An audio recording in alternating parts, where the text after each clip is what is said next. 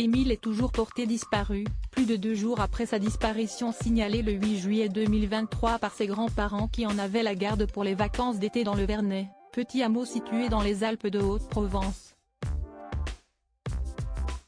Un changement de méthode de recherche a été déclaré par les autorités, après que les battues restent vaines. Où se trouve Émile, 2 ans et demi? Si est-il la question que se pose la France entière depuis ce week-end. Tout a commencé samedi 8 juillet 2023 en fin d'après-midi quand ses grands-parents, qui en avaient la garde durant cette période estivale, ont signalé aux autorités sa disparition alors qu'ils chargeaient leur véhicule. La machine s'est alors mise en marche, les gendarmes s'affairent sur le terrain, proches et voisins apportent toutes les informations possibles, certaines suscitant des polémiques car dévoilées par des témoins a posteriori de l'alerte. Les bénévoles affluent aussi pour apporter leur aide, tandis que les chiens sont sur le terrain, tout comme les caméras thermiques et hélicoptères. Malheureusement, à plus de 60 heures au compteur, le préfet du département, Marc Chapuis, n'a pas caché son émotion pour dire qu'aucune trace n'a été découverte depuis. Une nouvelle stratégie est mise en place, ce qui soulève une nouvelle question: pourquoi n'a-t-elle pas été mise en place avant?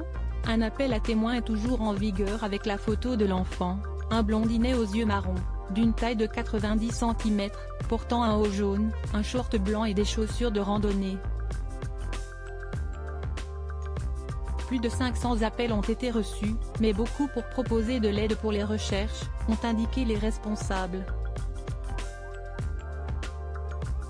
Une implication louable mais qui n'a pas été couronnée de succès. Sur BFM TV, on apprend qu'il y a eu plus de 200 personnes pour les recherches, mais trop de monde sur certains endroits.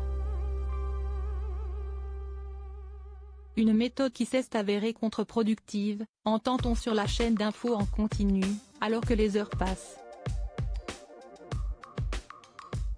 Un dispositif de recherche plus ciblé et sélectif est donc mis en place ce 11 juillet 2023 pour tenter de retrouver le petit Émile, disparu dans un hameau des Alpes de Haute-Provence, après l'arrêt des battues infructueuses. Les recherches se poursuivront, mardi, mais nous allons adapter le dispositif pour qu'il soit plus ciblé et sélectif, a expliqué lundi en fin d'après-midi le préfet du département lors d'un point presse au Vernet, village de 125 habitants au nord de Digne-les-Bains. Concrètement, on arrête les battues, pour déployer des moyens spécialisés à la recherche de traces et d'indices, les recherches déjà menées n'ayant pas permis de repérer le garçonnet dans le périmètre initial de 5 km autour du hameau du Haut-Vernet et ses 25 habitants, là où le bambin a disparu, à quelques 2 km au-dessus du village du Vernet lui-même, a ajouté le préfet. À partir de ce mardi 11 juillet, le site sera fermé à toute personne étrangère au bourg, a complété le procureur de la République de Digne-les-Bains, Rémi Avon, selon lequel toutes les hypothèses restent d'actualité, aucune n'est privilégiée et aucune n'est exclue. Il n'y a pas de nouveaux éléments susceptibles d'expliquer la disparition du petit Émile, en dépit de nombreuses auditions de témoins, a ajouté le magistrat, précisant que toutes les maisons du hameau, hormis 2 abandonnées, avaient été fouillées puis marquées par un macaron de façade pour ne pas faire perdre de temps aux gendarmes. De nombreux chiens sont sur place, des pisteurs, questeurs et des Saint-Hubert, particulièrement efficaces. Plus de 60 heures de recherche. Émile, issu d'une famille de randonneurs habitués des lieux, a disparu dans une zone montagneuse et escarpée, parsemée de petits cours d'eau mais dans une vigilance canicule. Le risque premier est celui de la déshydratation. S'il s'est perdu, il aurait déjà passé 3 nuits et 2 journées seul, sans boire ni manger.